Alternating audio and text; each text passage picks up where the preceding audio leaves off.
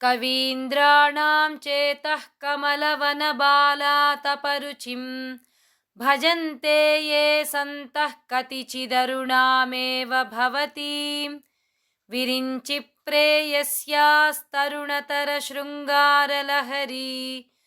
गभीराभिर्वाग्भिर्विदधति सतां रञ्जनममी सवित्रीभिर्वाचां शशिमणिशिलाभङ्गरुचिभिः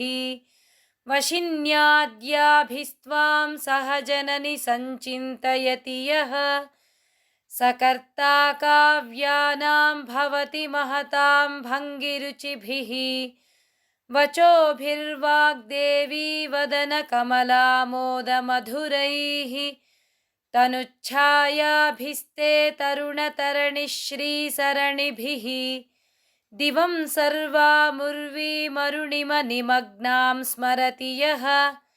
भवन्त्यस्यत्रस्यद्वनहरिणशालीननयनाः सहोर्वश्यावश्याः कति कति न गीर्वाणगणिकाः मुखं बिन्दुं कृत्वा कुचयुगमधस्तस्य तदधो हरार्धं ध्यायेद्यो हरमहिषिते मन्मथकलां ससद्यः संक्षोभं नयति वनिता इत्यति लघु त्रिलोकीमप्याशुभ्रमयति रवीन्दुस्तनयुगां किरन्तीमङ्गेभ्यः किरणनिकुरुम्बामृतरसं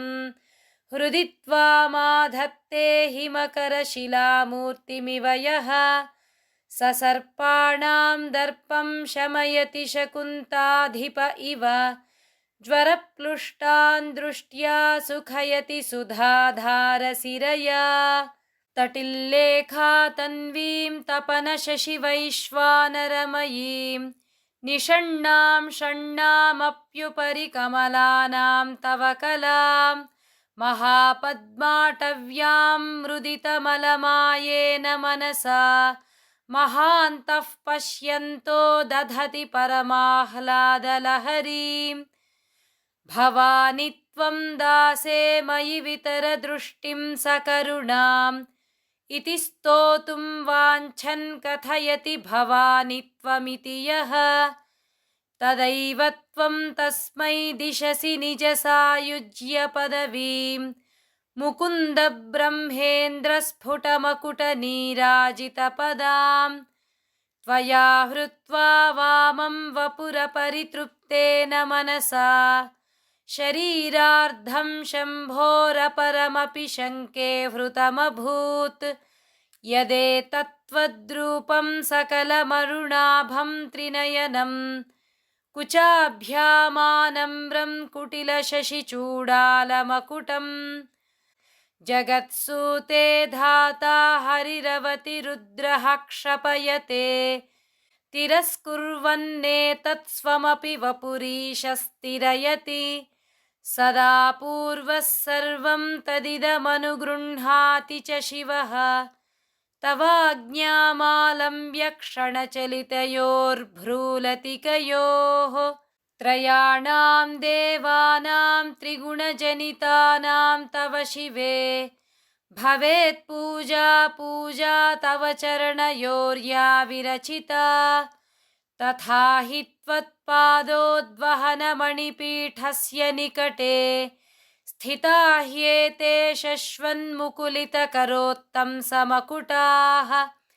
विरिञ्चिः पञ्चत्वं व्रजति हरिराप्नोति विरतिं विनाशं कीनाशो भजति धनदो याति निधनम् वितन्द्री माहेन्द्री विततिरपि सम्मीलितदृशा महासंहारेऽस्मिन् विहरति सति त्वत्पतिरसौ जपो जल्पः शिल्पं सकलमपि मुद्राविरचना गतिः प्रादक्षिण्यक्रमणमशनाद्याहुतिविधिः प्रणामः संवेशः सुखमखिलमात्मार्पणदृशा सपर्यापर्यायस्तव भवतु यन्मे विलसितं सुधामप्यास्वाद्य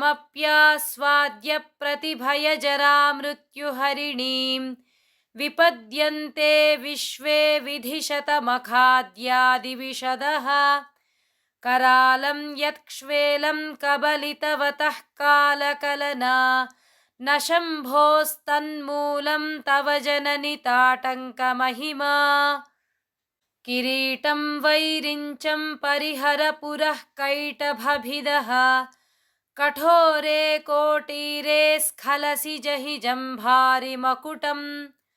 प्रणम्रे श्वेतेषु प्रसभमुपयातस्य भवनम् भवस्याभ्युत्थाने तव परिजनोक्तिर्विजयते स्वदेहोद्भूताभिर्घृणिभिरणिमाद्याभिरभितः निषेव्ये नित्ये त्वामहमिति सदा भावयति यः किमाश्चर्यं तस्य त्रिनयनसमृद्धिं तृणयतः महासंवर्ताग्निर्विरचयति नीराजनविधिम्